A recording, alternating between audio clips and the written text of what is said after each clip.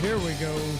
3, 2, 1. Boom, and welcome to the Big Honker Podcast, brought to you by Boss Shot Shells. I'm Jeff Stanfield with the world-famous Andy Shaver. That's right. We got a little bit of rain today. So it was in the 70s all day today. Amazing. Not out of the drought, but we'll take it. And you know the Weather Service, you know when they predicted that rain?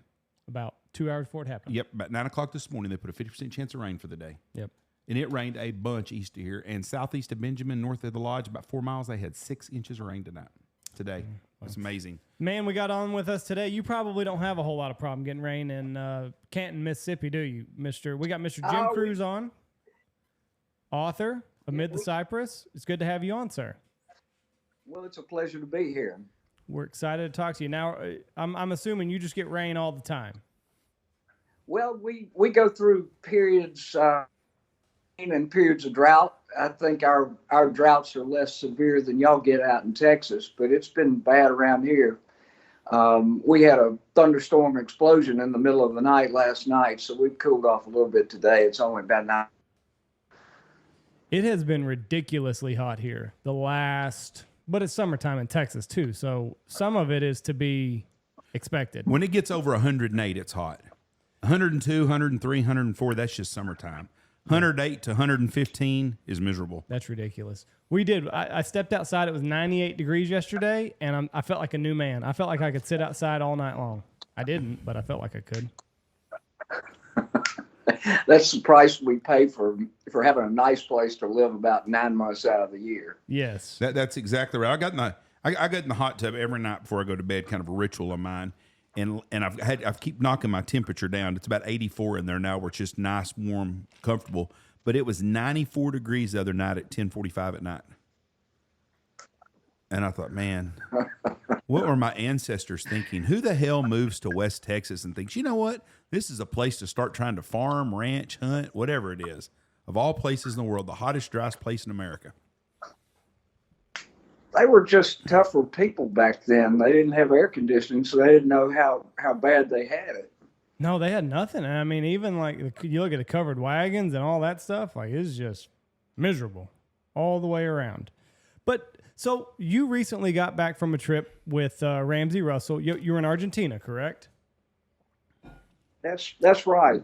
My wife and I went down there at the end of June with Ramsey. We had planned this trip actually for 2020, and that's when we all know what happened to the world. So we had deferred it, and we had selected a location that he calls Rio Salado, which is way up in the northern part of the country. It's all duck hunting.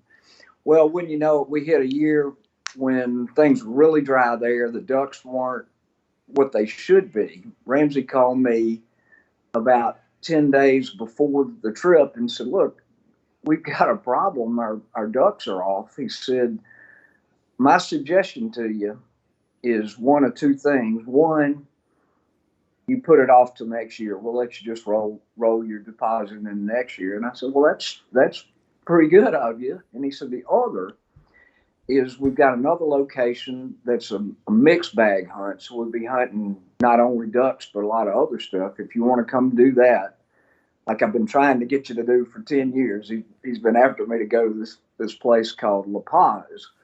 He said, why don't y'all think about doing that? And I called my wife, and we had about a 30-minute discussion. And, the end of the conversation was, we're not waiting another year to go. That's a year you don't get back. Right. And so we just reconfigured it, didn't change our itinerary. And we went down to La Paz, Argentina, and had a absolute blowout of a hunt. It was everything anybody could want. Now, Duck hunting was over the top. Dove hunting was over the top. Shooting wild decoyed pigeons was absolutely great. And Perdee's over pointing dogs was unimaginable. It was just a great trip all the way what around. kind of ducks were you shooting on this trip? We had five different species, if I remember correctly. We had the ring teal, Brazilian teal, speckled teal, and let me think what else. I'm leaving somebody out. Rosy-billed pochard. So we had four species that we shot. All beautiful, sporty ducks that work well and give you a lot of fun. Argentina has a lot more species. It just this area, and then just like we have in the United States, this particular area we were hunting, those are the predominant birds. Some places you'll get a bigger variety, but we had duck hunting was really good. Now the original place that you were supposed to go, it didn't have any ducks, but you said so. What was going to be on the kill list for the original place that you were at? Was it going to be the same ducks? That list there would have expanded considerably. We were looking for white-faced whistling ducks, black-bellied whistling ducks, cinnamon teal, white-cheeked pintails, yellow-billed pintails, possibly South American cone ducks, as well as the ones I just named. So it's a big mix, and all very beautiful ducks. Now I gotta ask, because I saw the video. What was it like riding a horse to your decoy spread? I'll tell you what, that's a funny story. My wife passionately loves horseback riding, and it's not really my thing. Nor mine. And when we take trips overseas to hunt, she always wants to try to get a horseback ride in wherever we go. She tries to make that part of the mix. So when we got down there, she asked the outfitter if it would be possible to get a horseback ride in. He said, "Oh yeah, how about tomorrow? We'll put you on one to go duck hunting." I said, "Well, now you got both things you love. You can ride and you can hunt." I said, "I want to get them to drop me off someplace where I don't have to ride." Well, we get to the starting point that first morning, and there are 6 horses tied out, saddled up, ready to go. There's 6 hunters. And I start looking and thinking, it looks like my program has changed a little bit. Well, I don't choose to ride, but I know how to ride. And I've found when you go on one of these trips, you don't guide the guide. You go with the program. He knows his territory. So I jump on this big white horse and start following my guide out across the marsh. And we're talking a marsh, I don't know how big it is. I will tell you that we rode for almost an hour to get where we were hunting. So it was really remote. There's no way you'd walk it on foot. ATVs and Go Devils and Can-Ams and all that stuff just don't exist down there, So horseback was the only way to go. And I got to tell you, I found it thoroughly enjoyable. It was fun because as I told my wife when she asked me later how I liked it, I said, this horse didn't have an ounce of crazy in him. He was as steady as a bulldozer. And it was real nice coming out because you didn't have to carry anything. I had a real heavy strap of ducks, and we just slung them over the front of the saddle. So half of them were hanging on one side and half on the other. And so I'd call that horseback ride duck hunt a major success. Could you hear anybody else even hunting anywhere close to where y'all were? There was one other group in our party within hearing distance. You could hear faint little pops every now and then. But not so much that you could even tell that they were having a good hunt. The the the thing you find with Argentina generally is that the only hunters you'll see there usually are going to be the people that are on the airplane with you going down there.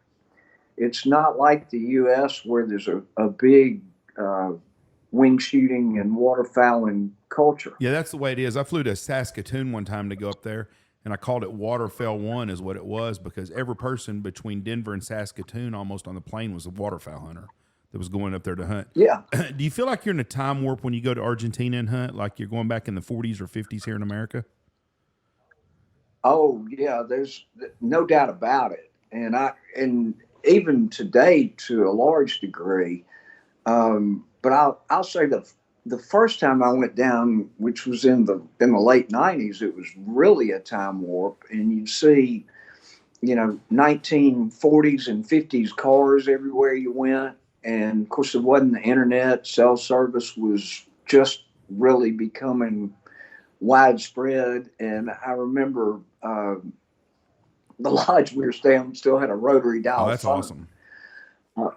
Even today, they do a lot of cooking over wood-fired stoves. In places that are pretty much modernized, but they'll still use that traditional wood-fired stove to cook over. I find that, and a lot of buildings there or back from the mid 1900s or even older into the 1800s. So yeah, I find that so fascinating. And if you took a kid under the age of 20 years old and you put him for a room and you put a rotary phone in there and you told them to call for help, them some bitches have to run down the street screaming because they wouldn't ever figure out how to use a phone. They'd be sliding, figuring out how to unlock it. That's the most, because yesterday, my son, who's going to be 4 this weekend, he was running Alexa with no problem. It was the most seriously fat. He was hitting back. He was swiping up. I don't even know how to use Alexa. I didn't know you could do that on Alexa. Cause there's like a touch screen. I didn't know that. We have a touch screen, and like you can see Alexa pull up the front door, and it's connected to the Ring video doorbells we have. But he was perfectly executing on our Alexa machine. I bet you your 8-year-old couldn't figure out how to dial a phone. No. But that's what I was gonna say. You put a rotary phone in front of him. Good luck. He's not calling anybody. Well, I'll tell you a related story to that dates as of yesterday. A good old lifelong friend of mine is in Argentina this week. He's down there with his 20-year-old son, and they're hunting the same place with the same people that we were with.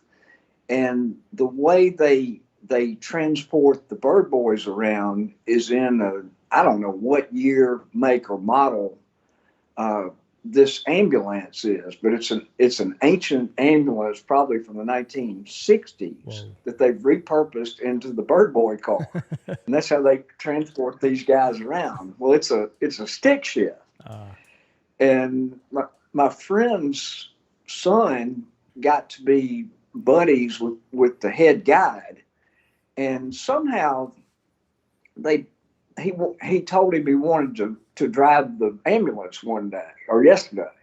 And the guide said, sure, come on, get in and you can take him for a spin. Well, it's a stick shift. Uh-huh.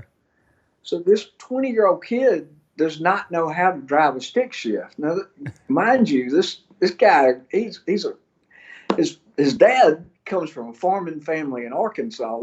These aren't city slicker folks. This boy had to learn how to drive a stick shift vehicle in Spanish. That's how far technology has come. But he managed after, same way we all learned how to drive a stick with a lot of bucks and starts and restarts, eventually got it. I'm going to bet you $100 bill right now, Jim, that you've drove a truck that was a 3 on the tree. Absolutely. Yep. 1966 Jeep Wagoneer was my 3 on the tree truck. I had a 70. My dad bought it from I've forgotten the store where he got it, but he paid $600 for it. And this was a while ago, of course, but It was a 3 on the tree. It got 8 miles to the gallon. It was geared really low and would go through anything. But that was my first one. 3 on a tree. I had a 72 Ford. I would give anything for that truck. I paid $300 for it. Andy, have you ever drove a 3 on the tree? No, but I can drive a stick. Well, stick and a 3 on the tree are different, but you could figure it out. I would love to have me an old pickup with a 3 on the tree just because they were fun to drive.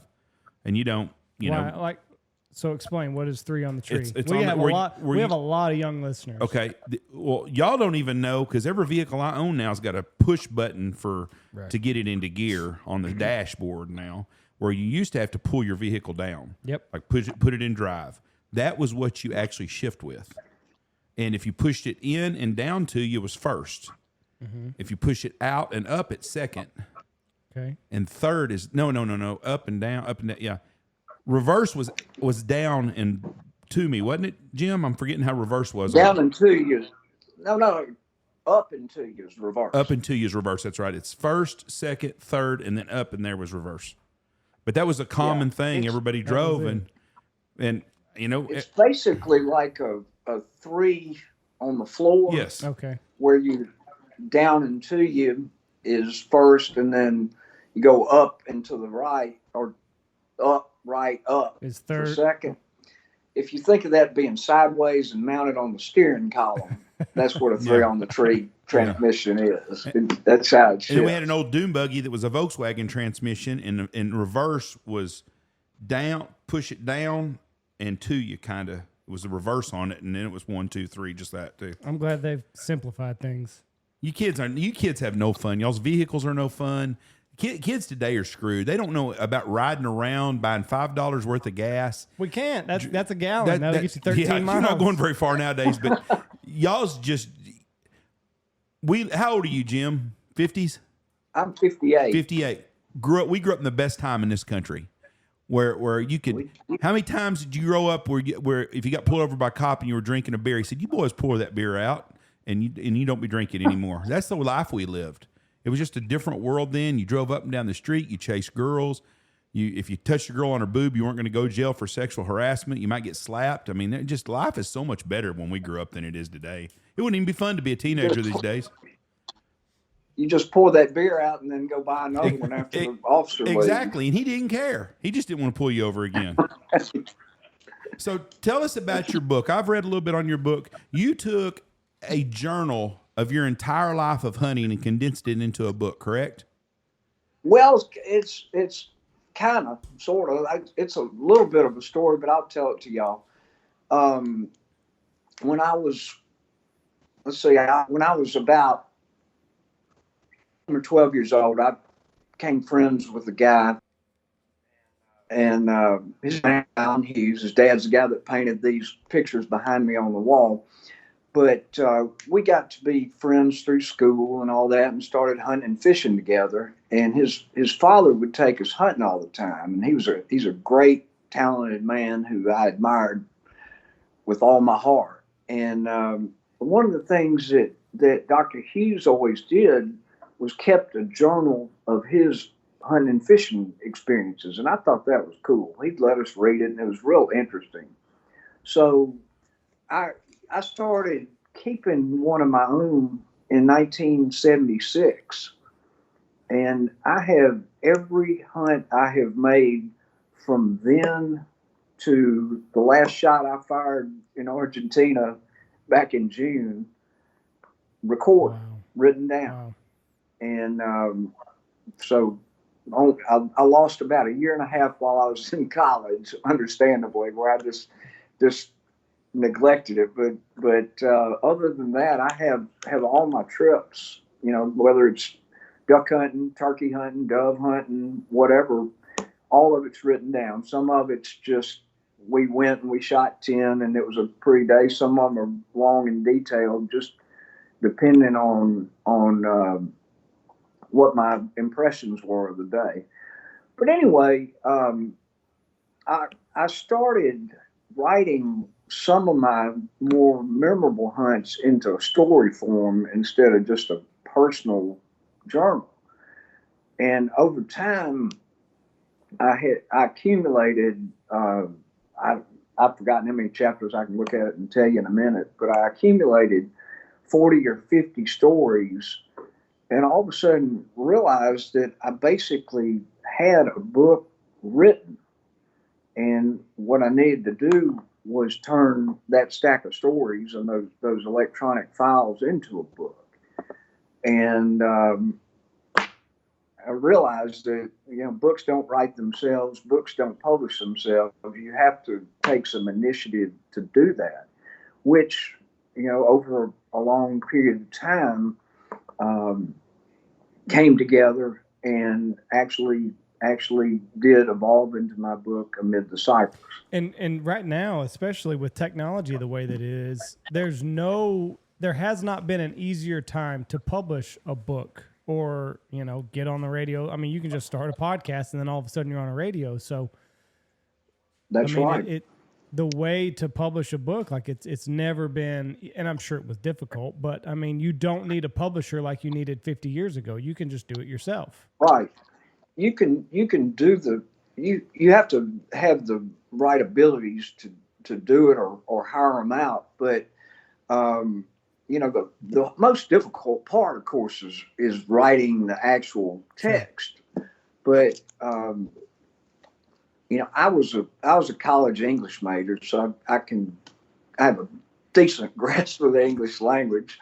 My wife was a college English / journalism major, so we had the editing ability to do that part. The next step in the process, once you have it into an electronic format, is hire a designer to actually design cover to cover, basically the outside cover, the inside cover, lay out all the pages, lay out the pictures. My book has a lot of our hunting pictures in it, and as I've told some of my friends, my regulars, I put the pictures in for people who can't read or won't read. But you get that done once you have that design put together.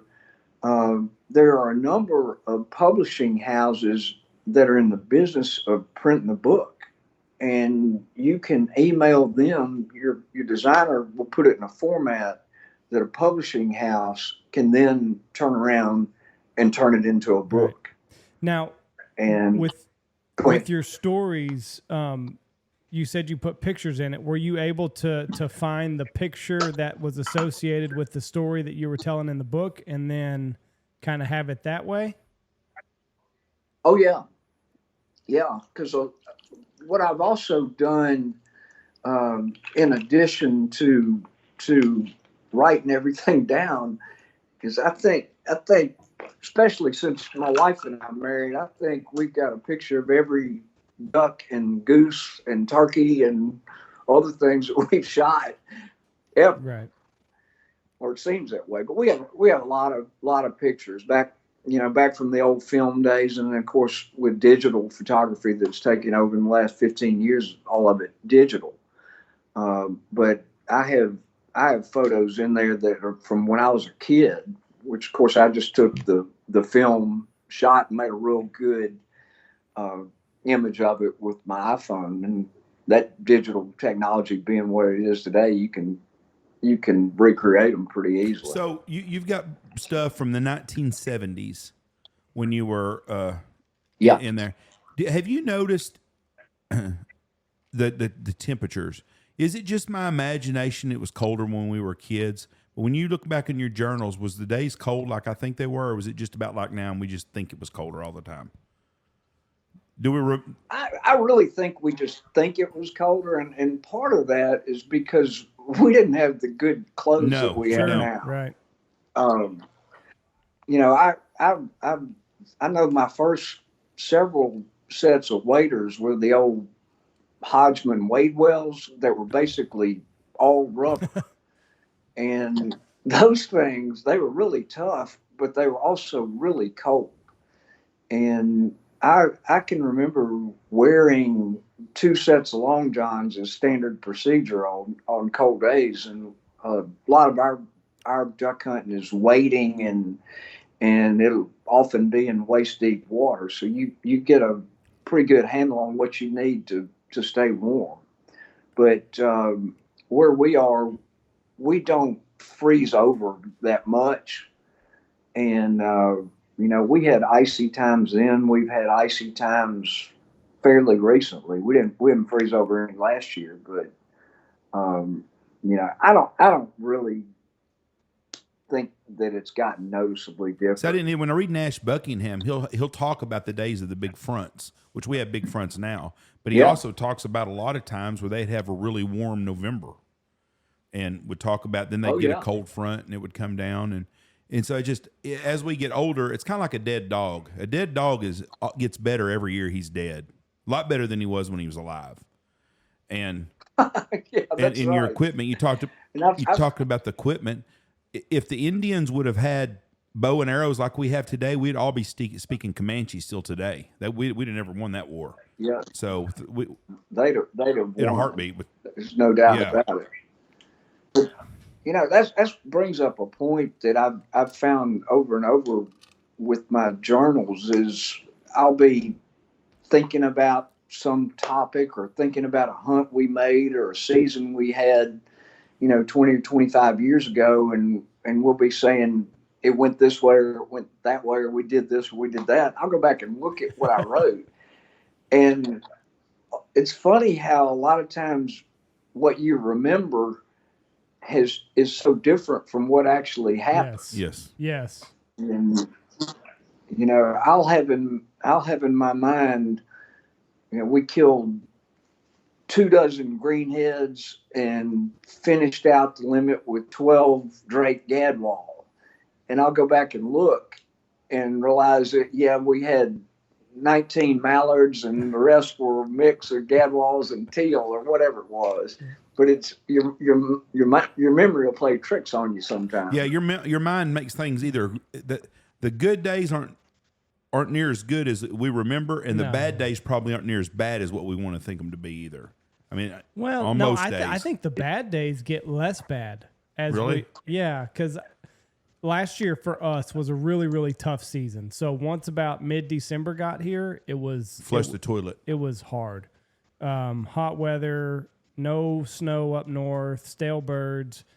But like here I am, it's the end of July, and I'm thinking back on some of the days where like I literally wanted to pull my hair out, and I'm like, it wasn't that bad. But I don't know if my mind is kind of like gearing up because we're getting ready to embark on another season here pretty quick. So I don't know if it's like self-preservation mode where it was just like, it wasn't that bad. Quit being a baby and just get ready to go this year. But I don't know. I think the bad days become less bad as time goes on. But you're exactly right. I think back on some of the tough or some of the great days that I've had, and the pictures don't necessarily agree with what I had in my mind. Yeah. I think, speaking directly to that point,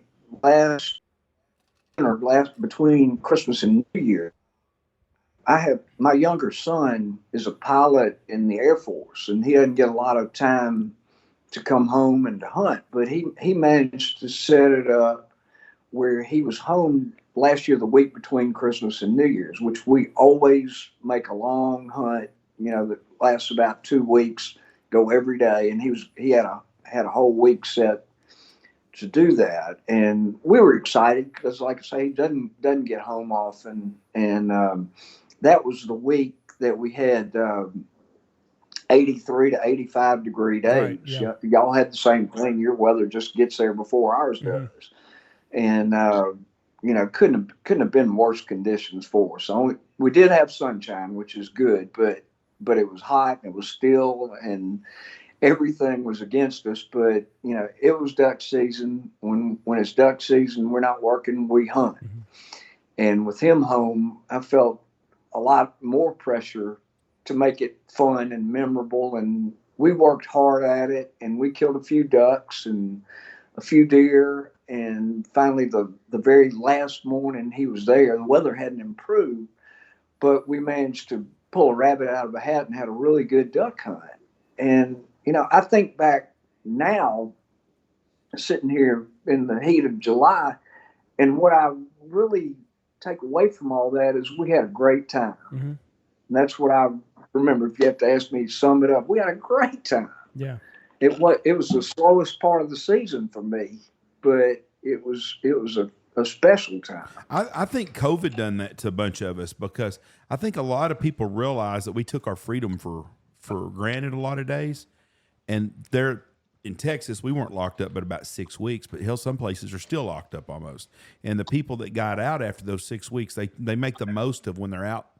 And it's almost as important now that you get out and go do what you enjoy to do besides being at home. Could you imagine if COVID would have hit us during hunting season and they told us we couldn't hunt for all those times? Oh boy. I mean, we'd have starved to death. It's terrible.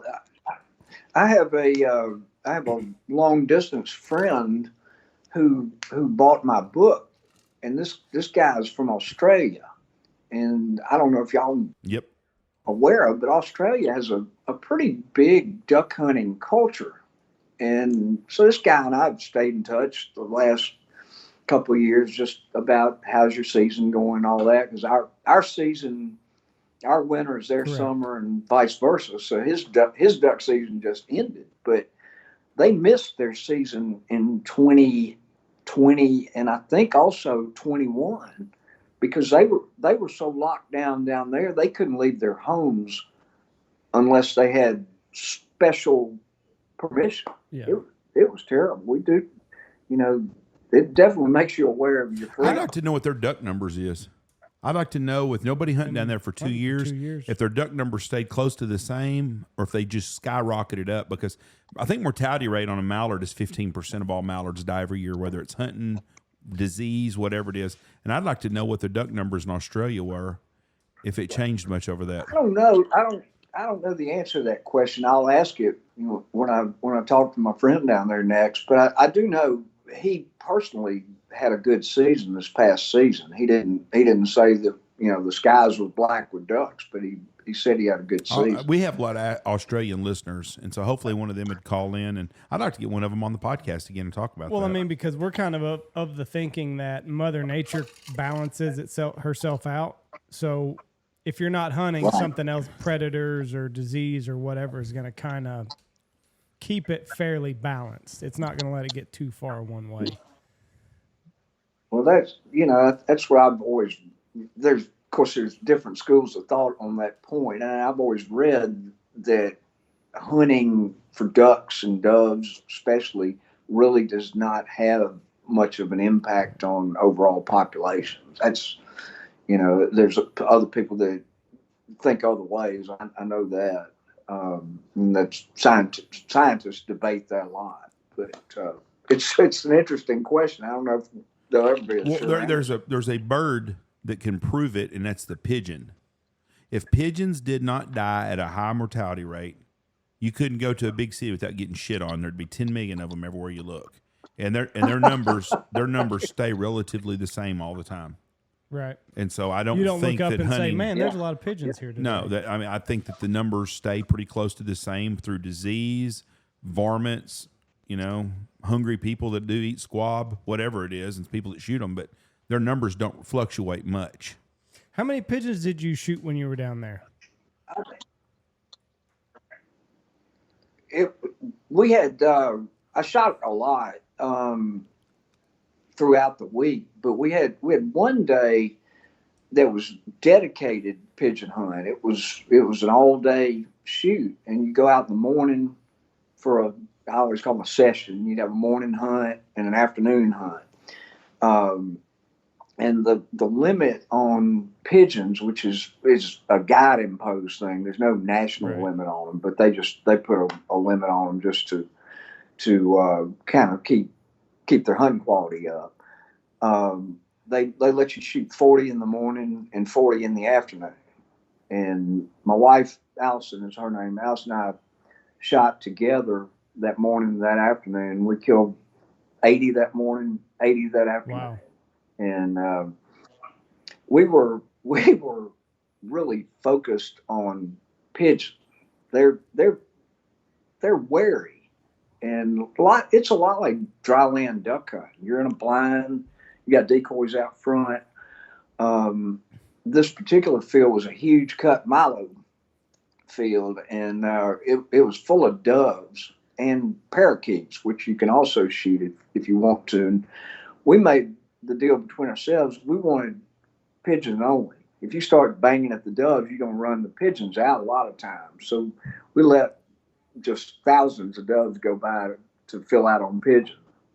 Some of the guys in our group, they weren't as selective, so they got a bigger mix. But everybody got to pull the trigger as much as they wanted. How many? Who's the better shot, your wife or you? Put you on the spot there. She'd probably say I'm the better shot. How about I put That's it that a good way? safe answer. How many shells did you shoot to shoot 80 pigeons in a day? How many shells did you go through? I have to go back and look. I think, let's see, I believe I shot about 6 boxes, 7 boxes, something That's like better that. than the average. Yeah, that's a fun hunt. That's super solid quality. In the state of Texas, the average dove hunter to kill a limit of dove 15. shoots 5 shells per bird. So he's going to shoot 3 boxes of shells to shoot a limit of 15 dove. Well, I've told a lot of people, just chit-chatting around the field, after dove hunt, that in my opinion, if you're killing 1 out of 3 on a dove hunt, you're going to be in about the top 5% of the field of the shooters. Right. And that conversation usually comes up after you've had a exceptionally bad day and maybe shot 3 boxes to kill your 15 doves or more. That's what I shoot now. I would shoot 3 boxes to shoot a limit now. I used to be able to shoot a limited dove in a box of shells, but I used to be a really good shot, and I can't see no more now. I had a dove hunt last year, same field. On this particular Saturday, I was in a location I like. We've hunted this field for years, and I got in there. I shot at 16 doves, and I killed 15. Some of them required more than 1 shot. I won't say I killed 16, 15 shots, but I was hot and I was in a good place. The next weekend, I set up in the same field on the same telephone pole and killed a limit of 15 again, but that time it took me 82 shots. That's so I don't know what happened. The law there. of averages is what happened. Today's people got it. I think that's right. I think I must have gotten cocky and decided there was nothing to it, and I got my hat handed to me. Today's shooters got an advantage over back in the day when we hunted too, because they can use the lucky duck spinners now.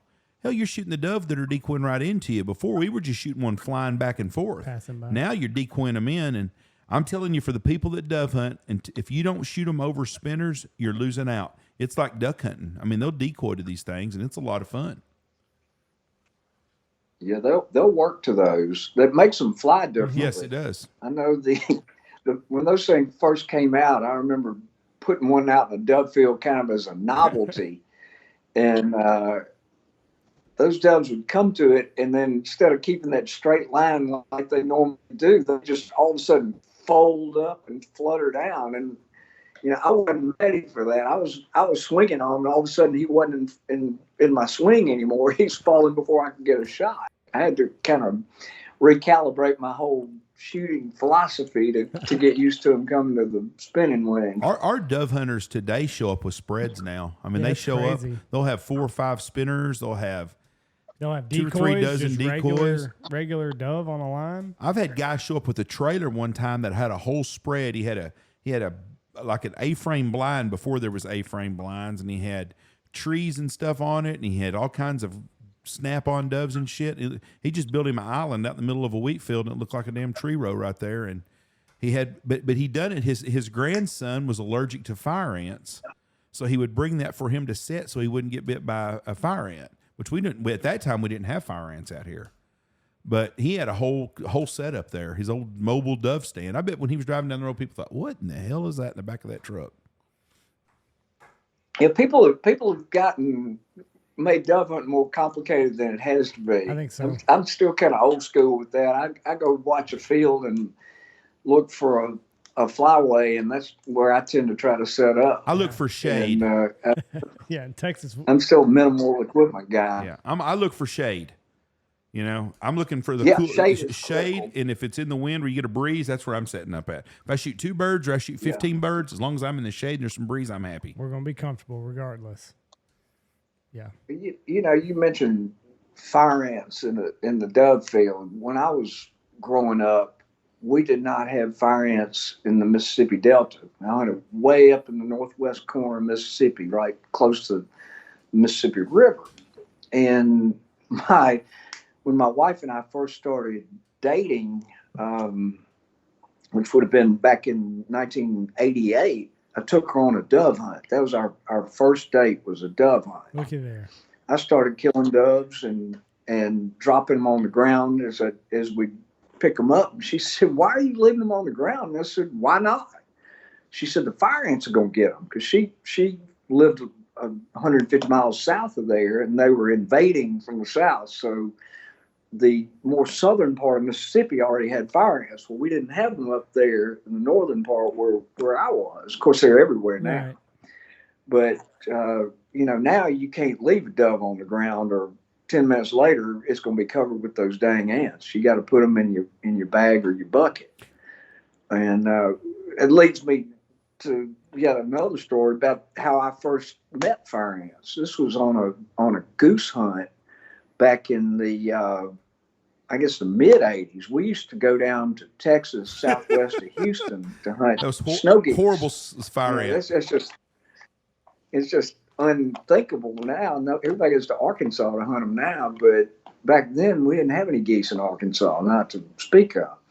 But we went out and set a white spread out one day, and got all set up in the dark, and got up on the rice levee where we were gonna lay there waiting to decoy the geese in. And it was early still dark, and I was tired. I think we might have had kind of a late night the night before. I laid back on that rice levee and planted my head right in a fire ant nest. No. Of course, we all know what happens when you disturb a fire ant nest. I had 500 angry fire ants crawling in my hair at 5:30 in the morning, and I didn't know what it was. I thought, but The world's upside we got down. that figured out. I had a lot of welts. Yeah, because they'll leave like a little pimple whenever they bite, right? Yeah. Oh. That was my introduction to fire ants. I think about that a lot. I've heard so many people tell stories of the same stuff. They're wet and they find a dry spot down at Eagle Lake to hunt, and they lay down and shit, and they find out the reason dry. It's the only place that's where the fire ants are at. And when I first got in hunting business, that was my biggest competition in North Texas, was to get people to come from the hill. If anybody would ever come up here and hunt dark geese, they would never go back to the coast again. And that's kind of our big selling point was. But back then there was just millions. And I'm glad I got to go to Eagle Lake in its heydays in the early 80s and see what it was really like, because it was amazing. So how far do you live from Memphis then? I'm 170 miles south of Memphis. Okay, you said Northwest Mississippi, because Tunica's right. Tunica's 50 miles south of Memphis, maybe? 36. That's a cool country back in there. I grew up in Memphis till I was 18. That's where I lived, and so that's what landed me up in that part of the world to hunt, where we still hunt. That is a cool town, but I don't like to be there after dark. I'm going to tell you right now. Hell no, it's dangerous as shit there. I'm probably. Yeah, New Orleans does not scare me after dark. Whenever they say New Orleans is getting really bad, Murder capital of the United States. Memphis, Tennessee is. It should. Yeah, that's what everybody says. It should scare you. I have a real good husband and wife couple. They're dear friends of ours. They were in the French Quarter weekend before last. They just went down there to eat and drink and have a good time, and they left the car outside the hotel. In the middle of the night, they hear gunfire, and I mean, lots of gunshots. They wake up and kind of, stir themselves and say, "Did y'all hear did you hear shooting? Yeah, I heard shooting. They kind of hunkered down. Well, they went out the next morning, and they drive a little Mercedes SUV. Their Mercedes had 4 bullet holes in it. It had been caught in the crossfire of a gang shooting in the French Quarter. Shit like that won't take long, and people will quit going down there. And it's a shame and that that's when they they'll don't start cracking down. Yeah. on They're going to everything. have to, because you start running off the tourist people. That's where the money is. I like it down there. Me and Michelle stay at the Roosevelt, which is a really cool old hotel down there, and I like it. And we try to go once a year, but it's really getting dangerous. But I won't go to Memphis no more. Last time we went through Memphis, we were coming back from Nashville, and we went all the way to Tunica and stayed the night. Because I told her, I said, I'm not. It was dark already. I said, I am not getting off an exit in Memphis, Tennessee at dark. And people that listen to this haven't been there thought, oh, that's crazy. Bullshit. When you go into Memphis after dark, you're taking a big chance anywhere you go. There's a lot of nice parts of town, but there's a lot of parts of that town you don't want to be in. You don't want to That's take the wrong fact. turn is what you don't want to do. And I don't know my way around enough that I won't do that. I'm so jealous of you because I kind of half-ass take journals. So, like, I start out, I have the best intentions. Every year I'm going to document everything, and then tough hunting, and now I've got a family, I've got 2 kids, so when I finally get home, and, I do it 7 days a week, but I'm just like, Right. God, today's hunt sucked anyway. Like, why the hell would I need it? But it would be, Yeah, right, why but it bother? would be so fun to look back on. And I've been guiding since I was 16, so I'm coming up on 20 years of guiding. I cannot tell you how cool it would be to look back, like just like you said, just to settle a debate. Like, oh no, you've got it this way in your head. Well, let me go check the archive. But I'm so jealous of you that you actually did it and stuck to it, and were able to produce a book that was all off of just your experiences out in the woods. Yeah, and I found it is a little bit of a job Yeah, right. to keep it. And what I've found, what I do is just take the little notes app on my cell phone, and I can just jot down the basic details of the day, and I may put myself a reminder of something particular that happened. And then if I come back 3 weeks later or whatever and when it's time to really write it out, if I look at that, it comes right back to me like it was the day it happened. But if I don't do that, then it's gone. If I don't have those notes, it would be gone. You just remember the bits and pieces. Well, and I mean, just it's the pictures are great and all that stuff, but like you said, you kind of miss those details, those small little things that happened on the hunt. And I don't know. I maybe this will be the year that I document every single day out in the field, but we'll see. Well, the good thing about it is there's no recipe to it. It's all on what you want to put down and how you want to write it down. It doesn't have to be perfect grammar. It doesn't have to be sentences. It can be whatever you want to put it down. A lot of people just put who they were with. I'll tell you about a friend of mine. He's got a really, really nice duck place in the Mississippi Delta.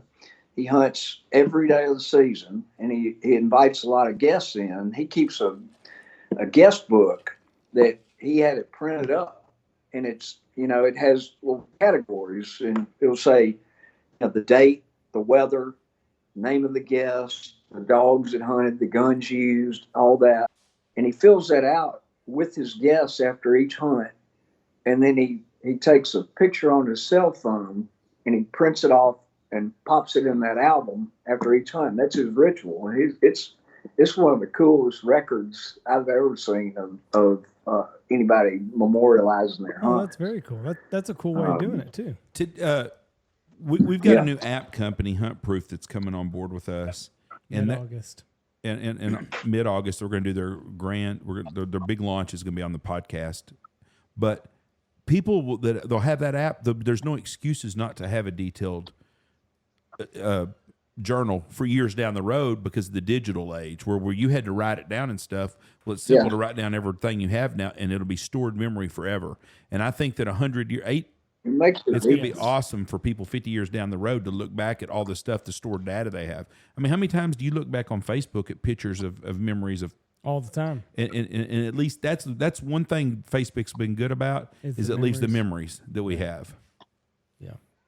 And I'll tell you this, y'all is running a guiding business, and me being deeply involved in a couple of hunting clubs, is having those records and those memories really helps you manage how you do things. You know, you have a record of what you did that worked, whether it's maintaining a water level or planting a food source or harvesting a food source, or, you know, the days you hunted particular areas or how much you hunted them or how little, and how that impacted the quality of your hunts. Gives you a lot of information that you can come back to and figure out what you did right, what you did wrong, what was out of your control, what you thought would work that didn't work. You know, just all kinds of different stuff you can. That's one of the things about this app that Jeff was telling you about, Hunt Proof, and they're coming on board with us mid-August. But it when you log something, the weather will also log with that hunt.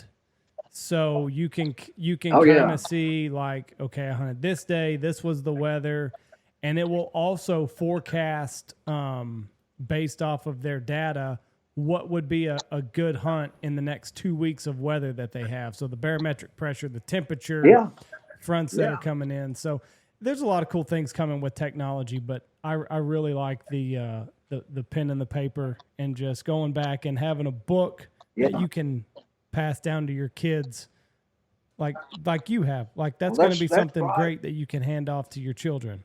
I got an attorney. Well, it's got all, you know, an awful lot of their lives in it, because they've been hunting with us since they were little bitty kids, too small to shoot a gun, and all that is in there. That is awesome stuff right there. I got an attorney question for you. Uh-oh. The Mississippi River is a federal waterway, right? Is that correct? Correct. This is the thing that I'm really worried about in the future with hunting. I think as liberal as our federal government is getting, that they're going to knock off all hunting on all federal land. It's coming down the road. It may be 10 years, it may be 50 years, but eventually this is going to happen where they're going to do away with all hunting on federal lands. What are y'all concerned, people that have hunt clubs along the Mississippi River? Is any of this come up where y'all is something do you see this as being an issue later on in life?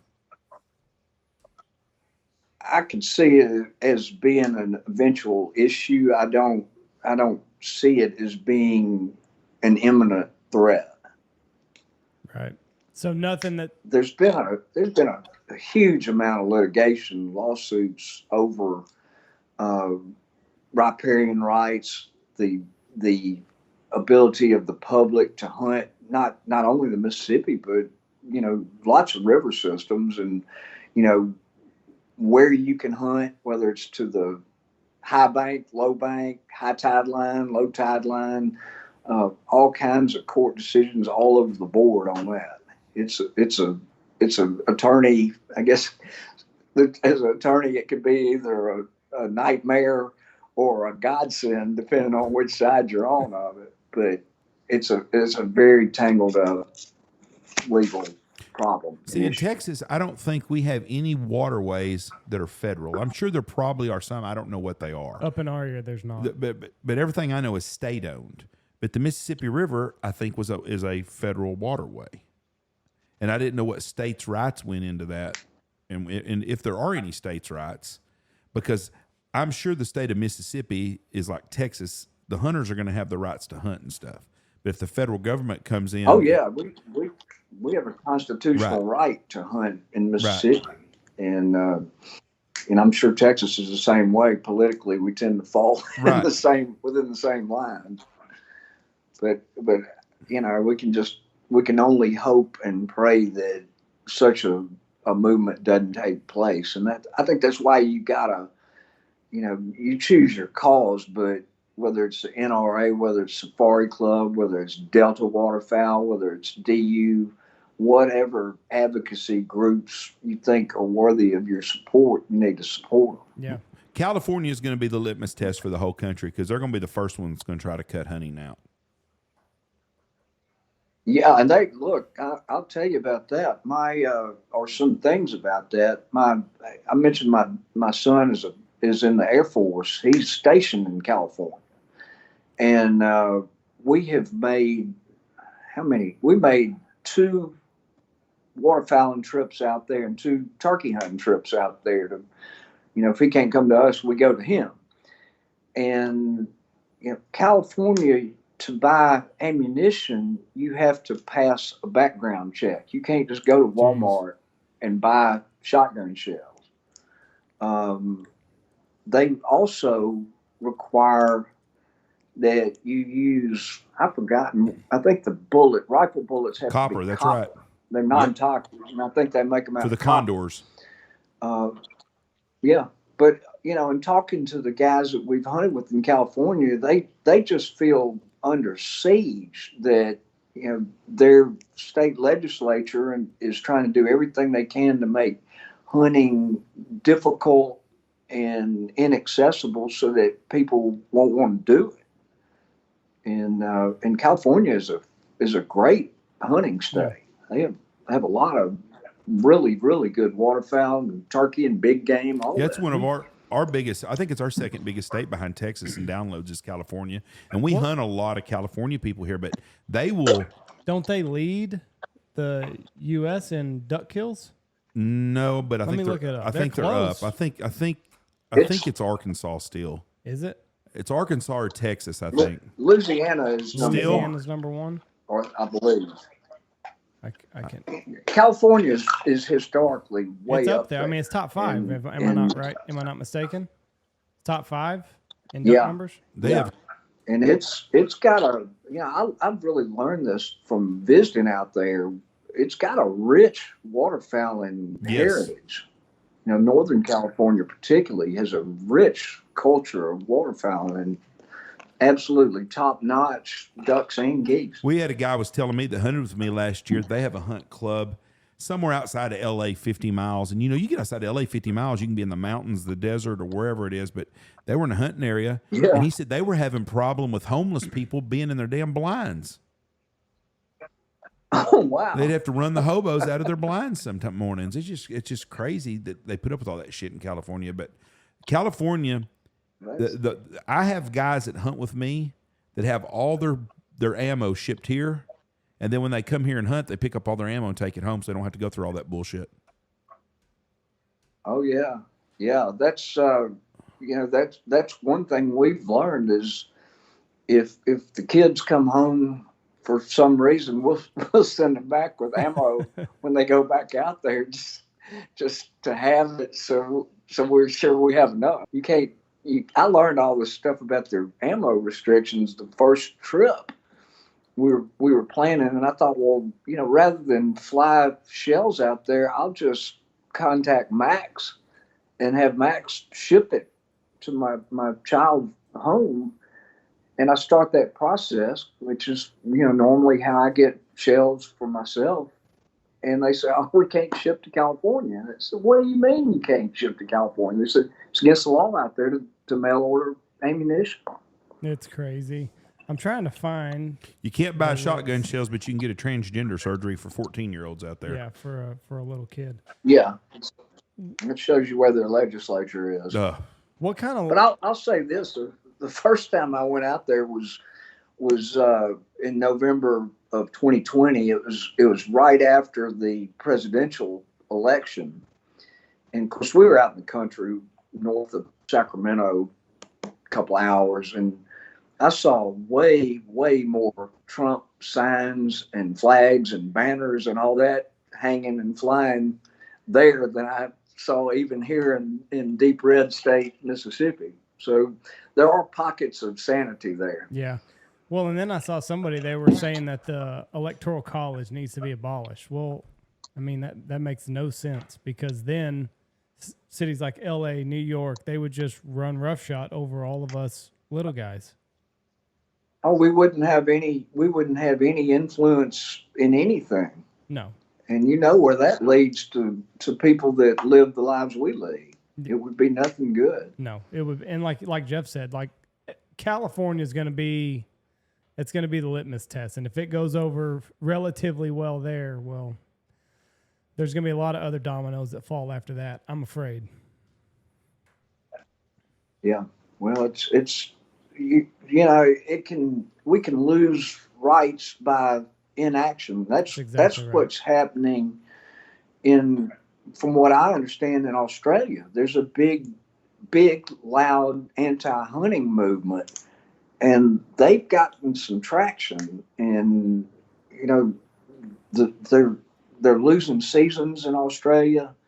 They're losing limits down there, and I think I've forgotten how many territories they have. I don't know if they call them provinces, states, territories, but governmental subdivisions are there. I think it's about 8, and in all but 3 or 4, there's no duck geez. hunting. It's banned. Mm. And so again, we can't take it for Shit, granted. you take our hunting seasons away, and you take football away. We might as well all just be French. Yeah, why do you want to No live shit. like I mean, that? that's it. You're just done. I saw the videos from Australia, and it looked like concentration camps. People that had COVID, and they locked them up, and they had armed guards outside the gates, and it's crazy what they've done down there in Australia. Best thing for the world is Joe Biden has it, because now everybody, because they're just, the White House is not taking it serious. It's like, well, everybody's going to end up getting COVID. Well, then let's do away with the restrictions in. You just said it. Everybody's going to get it. We've all been exposed to it. Let's go. Let's move on with our lives. It's just another cold and flu out season. It's killed people. It's horrible. I feel lots of prayers to the families that's lost people doing it. But if we treated it right and you took the right stuff, it's just another flu that's going to hit. It hits. We get it every year. But he has it now, and he's been on. He was around people today and shit. Well, why ain't he on lockdown for 14 days wearing a mask everywhere he goes? I mean, shit, he's had 4 shots and he still got it. So. Yeah. Well, his position is a moving target all the time. He's trying to shape the narrative based on the facts that fit him the best. There's no fact that fits him best. And I don't know. I don't even know if he knows the fact anymore. No. I've seen some of his recent stuff, and God help us. He don't know if he's eating Fruit Loops or shitting in his pants. No, he doesn't. So what do we have? What do we got coming up? You got any other big trips planned for this coming waterfowl season? Or are you going to stay pretty close to home? We're gonna hunt. Let me think. What do we got? We're going back out to California right before Thanksgiving. We're looking forward now. We're at the, what are we, 7 weeks away from dove season. I'm one of these guys. I'm not just a Labor Day dove hunter. I go every weekend, and I'm actually in a dove hunting club. And we plant sunflowers for dove fields. And you do the wild or the big ones? And so these are farmed. They're big.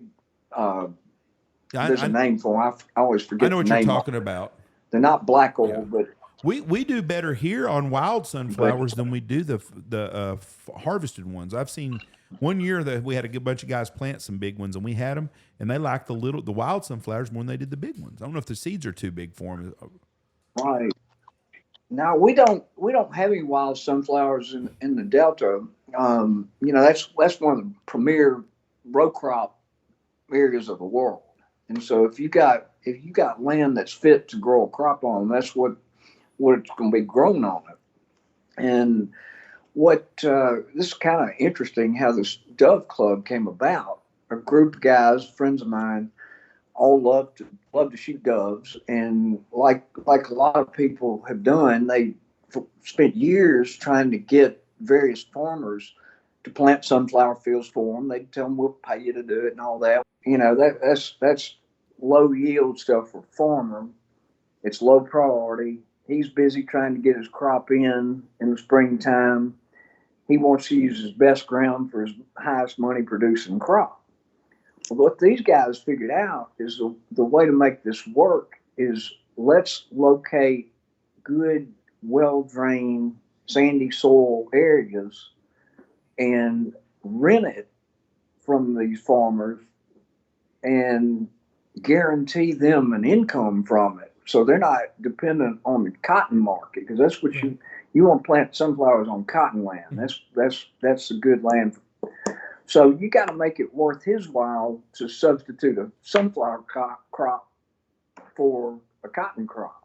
And so that's what they came up with is we've got the guy that does ours is farming them just like he'd grow cotton or beans or corn or whatever. He's giving it the same nurturing that he would be a commercial crop.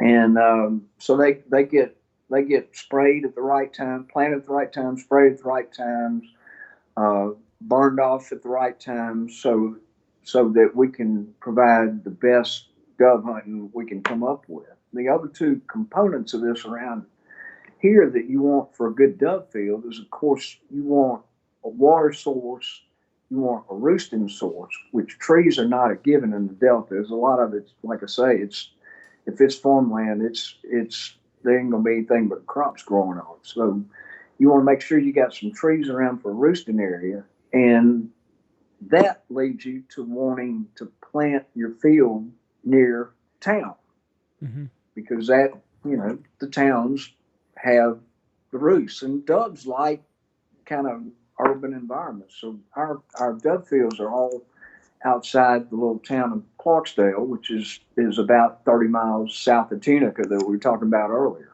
But so that's coming back. That's what we'll do during September and October, and then of course ducks kick in late November here.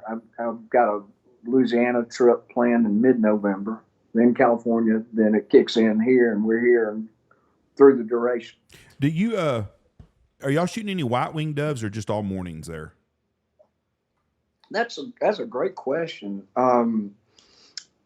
I had only seen 2 white wings in my life until a couple of years ago. Both of them killed on dove hunts, but they were like, that's like a freak thing.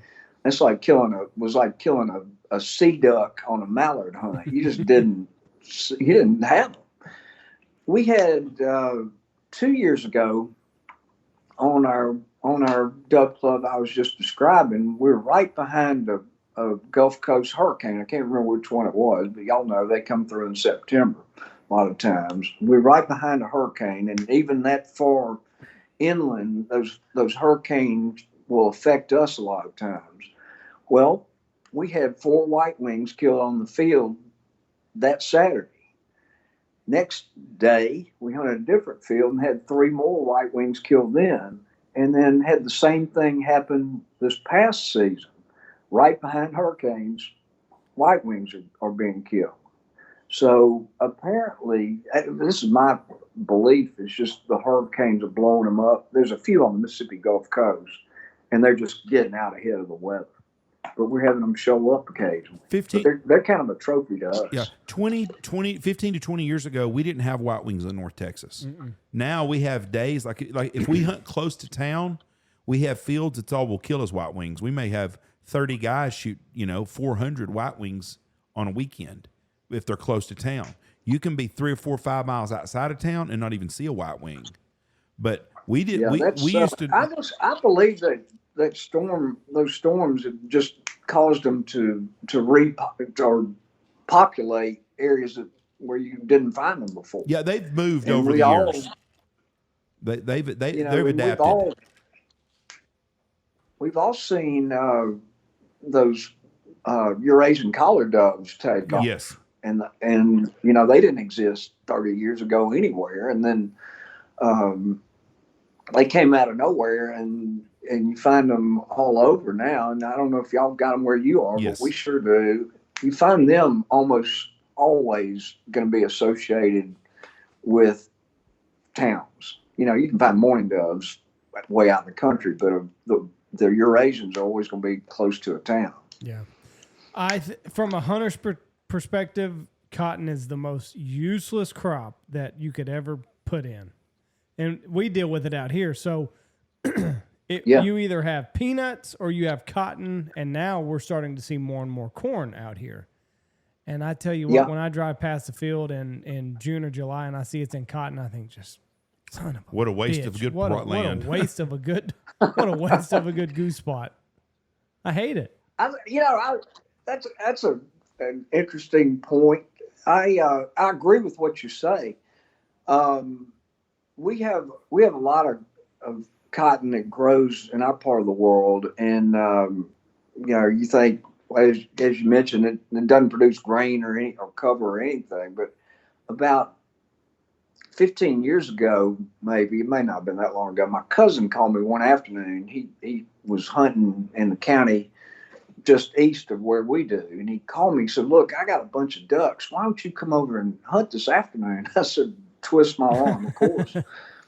So he gives me directions where to go, and we meet up, and I said, "Okay, what's the deal?" And he said, "We're going to go out in that field right there, and the back corner of it's flooded up a little bit, and the ducks are just killing it."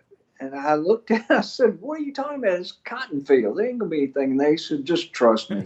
He's a good duck hunter. He knows what he's talking about. He's been in there. And again, like I said, don't guide the guide. That's exactly right. And so we set up, and I mean, absolutely got swarmed with green-winged teal. It was 100% teal, about 3 or 4 inches of water on a harvested cotton field. Mm-hmm. And I guess, I don't know, there were probably 4 acres flooded, but we shot a limit of all green-winged teal in about an hour, and got out of there, came back in there the next day and did it again. And we let it sit for a week or 10 days and did it again. I called a biologist friend of mine, a guy that works for Ducks Unlimited down in Jackson, and I told him what had happened. I said, "Why in the world would all those teal be in there?" And we killed a few other ducks, mallards and blue wings, but anyway, what he told me, it was about I don't know, probably the 3rd week of January. It was late in the season. He said, "Well, what those ducks are doing," he said, "they're in that shallow water, the invertebrates, little aquatic bugs are growing." Really? And those ducks are in there catching those invertebrates and eating them because they need protein for the getting them fattened up and ready for the migration north. And he said, "That's why you're killing ducks in that cotton field." Oh, I'll be shit. But that was the only time I've ever done that. I've never encountered ducks in a cotton field other than that. Well, I will take corn, peanuts, or milo or wheat over cotton any day. And and absolutely. And it's kind of like the sugar cane in Louisiana. That's what's killed a lot of Louisiana's waterfowl hunting, is they've got more sugar cane than they do rice and milo and corn. They start planting a lot more sugar cane. Oh yeah, that's a total habitat loss. And you turn a grain field into a cane field or a crawfish field. Mm-hmm. Yep. You've lost what makes the ducks want to come to it. In southwest of Houston, they turned it into pavement, and they built houses and put cars on them, and that's why there's no geese down there anymore either. Well, Jim, I tell you that. Hold on. You've got, so I read you're getting ready to pen another book. Did I see this correctly? Is this in the works? How far along in the process are we? It is written. My designer has it in her very capable hands, turning it into the actual electronic format that we'll have printed. And so we're going through these steps. It takes a long time for some reason. I guess it's just because you depend on different people to do different things. But I've got it written. I hope to have it out this fall. Now, what is this book going to be like? Is this going to be more short stories, more from your journal, or how is this going to be? This one is going to be exclusively about our hunting club that's between the mainline Mississippi River levee and the river. It's called Behind the Levee, which is kind of a catchphrase here. for the floodplain of the Mississippi River. 100% hunting clubs from Memphis to Vicksburg, and it's going to be, some history of that club, as well as a lot of the hunting tales that I've accumulated. It will be, my first book was all wing shooting, mostly ducks and geese, a little bit of upland here and there, but mostly ducks and geese. This will pick up. It'll be waterfowling but it will also be some deer and some turkey and some fishing and a lot of things that have happened in our club and in our own camp and family and friends and dogs and good times and bad times. But that's what this one's going to be. Very good, and you hope to have it out by this fall, so that's not very far away. Yeah. So you got a couple more weeks. Right. So don't mean to put your feet to the fire, but you got to get going on it. It sounds like. Yeah, we'll hope for a release by November. Okay, perfect. And if people want to buy your first book, Amid the Cypress, can Amazon, is that the best way, or which way is more beneficial to you? We're still selling them direct. Perfect. And the easiest way to get them is look me up on Facebook. I'm Jim Crews. It's JIMCREWS, or on Instagram, and that's Jim Crews Amid the Cypress. And just send me a instant message, and I'll see it and I'll respond. That's the easy way to do it. It's super simple. Well, listen, like Jeff said, we really appreciate you coming on here. Good luck this waterfowl season. Good luck this dove season. And it sounds like you've got a lot going on, and we look forward to your second book. We hope that it is a success. And if you get down there, if you see Ramsey before we do, wish him the best. Sounds like he's got a tough life. Tough road to hoe if you're Ramsey Russell. Well, I'm sure I will be seeing him soon. And I appreciate the opportunity to be on here with you guys. And I hope y'all have a fabulous season that's a lot better than last year. Thank you, Jim. God bless you, and have a great weekend, my friend. If there's anything we can do for you, let us know, okay? Thank you so much. It's been a pleasure. Thank you. Bye. Interesting man. That is a very historic area where he hunts at. Sounds like he really enjoys life, and he's doing it to his fullest, and good for him. Now, wait a second. What? There was something that I was going to show you. The shot. The shot. My fucking phone blew up whenever. Give me just a second. A guy sent me a video. Let me see if I can find it. It is. I'm trying to remember who sent it to me. But apparently, airsoft or rifles are going to be legal to shoot waterfowl with. Airsoft rifles. I have no clue. That's not it. Oh shit! Who sent me that? And why can't I find it? That wasn't it. I had a guy wanting to book a trip that they just wanted to shoot birds with airsoft rifles here one time, or air guns, not airsoft guns, air guns. God damn it! Who sent me that, motherfucker? And where'd they send it to me on? Well, that's what wears me out, is finding 4 social media things looking for messages from somebody. No, that's not it. God damn it! Whoever it is, send it to us again. No, or send it to Andy again. it's a guy that's messaged me a million fucking. I've talked to him before. So, anyways, airsoft guns or air guns? Like pellets. That's different than an airsoft gun.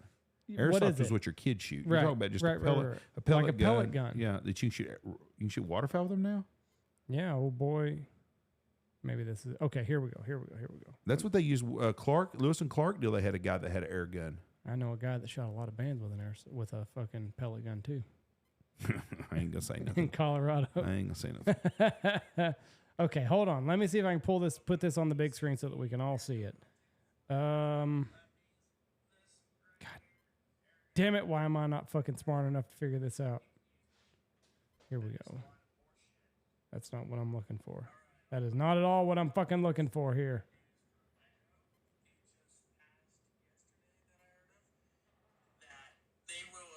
Here, I'll just put it here. Air gun hunting for waterfowl. That means this right here, air gun. State of Idaho. Let me just look it up. Them to hunt waterfowl. Official regulations will be out in the next print. So as of now, just for waterfowl, that means this right here, air gun, high pressured. We'll look it up when we get back. Hold we'll do on, some I'm gonna search look on it up. I'm gonna look it up right now. Air gun, Idaho. Air gun, waterfowl, Idaho. And that kid could have just been full of shit. Air guns are legal to hunt small and upland game in Idaho. That is not waterfowl. So it is looking like the fella that sent me that got spoofed. I believe you. Nah, you don't give a shit. You're ready to go home. We're going on vacation. You're ready to go home. You're not even going to engage on this. Well, there's nothing to talk about. It's not true. I think that the history of the air gun is amazing, and Mikey told me about it. I didn't realize they used one on the Lewis and Clark expedition. They had one. I guess they shot bears with it. I don't know. Air guns in Idaho. It has to pass federal statutes to shoot waterfowl with it, I'm sure. So I'm assuming that's why you can shoot other thing with it. I can't find anything. I think you can shoot quail with them here. I can't find anything, so I'm going to say that guy got spoofed, and that guy was just... Well, here, I could read the comments. That would be the easiest thing. Because let me tell you, you post a video like that, and it's not true, you get your ding-dong kicked in. Will be out in the next print. So Yep. He was trolling, apparently. All right. You ready for vacation? It is legal. Shit, I don't care. You know, we got everything caught up for next week. So while everybody's enjoying these podcasts, we will be on the West Coast, Oh, boy. the Fucking Northwest Coast. It's going to be drug- nice temperature, though. Drug capital of the world. Drug and abortion capital, murder capital, everything. The cesspool. Murder of capital, no. The cesspool of America. We're going to go visit it. Why not? No, we're not. We're landing there, and then we're going to go out to the... You get outside of Seattle and Portland, people are great. Those are the areas that are bad. Everything else is not. Everybody's just like we are. It's a shithole, Jeff. It's a shithole up there. Have you looked outside here lately? I would much rather see some of their scenery. I don't than see we got. anybody shitting on our sidewalk out there like No. we're going to see when we land in Seattle and Portland or wherever the hell we're going to go. We're going to be a long way from there. It's going to be beautiful. Oh, Orca whales, grizzly drugs bears. great. everywhere, needles. I gotta make sure my kids don't pick up needles as they walk by. Well, Andy's a barrel. We just got out of St. Louis. That's a I bad didn't see place. any needles there. Well, we were in a good part of St. Louis. I didn't see any needles on it the was, ground. It was a good trip. Dive bomb, no needles at their show. No, it was a great time. A great time, a great venue, very organized. Hats off to Cody. They done a great job there. All right. God bless y'all. Thank y'all. Have a great week. Hope you enjoyed the newest episode of the First Family of Waterfowl. When is episode 3 coming out? Episode 3 will be out tonight, so go look at Episode 3 will be out tonight. Oh, this is coming out next Thursday. Okay, good. it. You have. I'm lost on this. God Okay, damn. good. Just go with what Okay. I say, Jeff. Okay. Yes, come out tonight. Episode 3, go to YouTube, 7 o'clock tonight. It'll be up. Episode 3, and then next week will be our finale for the First Family of Waterfowl. We hope that you have enjoyed it. I know the biggest complaint has been that it's not long enough, but I would much rather it be 2 minutes too long than 7 or 8 minutes, or 2 minutes too short than 7 or 8 minutes too long. Episodes will be longer next year, and there will be more of them. But we're not filming an IMAX movie every week. We're not doing that. But what we're trying to do is we will extend it a little bit longer. Go to StanfieldHunting.com and go to shop or store. Go to store. Hit the button right there. We have the First Family Waterfowl t-shirts for sale on it. Thank you very much. God bless y'all. Have a great week. Bye-bye. Go check out all of our great sponsors. Go check out Lucky Duck, Looking Glass Duck Club Podcast, Alpha Outdoor Specialties, Bangtail Whiskey, Stanfield Hunting Outfitters, Dirty Duck Coffee, Ducks Unlimited, Double T British Kennels, Shin Gear Waders, Gundog Outdoors, Pacific Calls, Dive Bomb Industries, and Boss Shot Shells.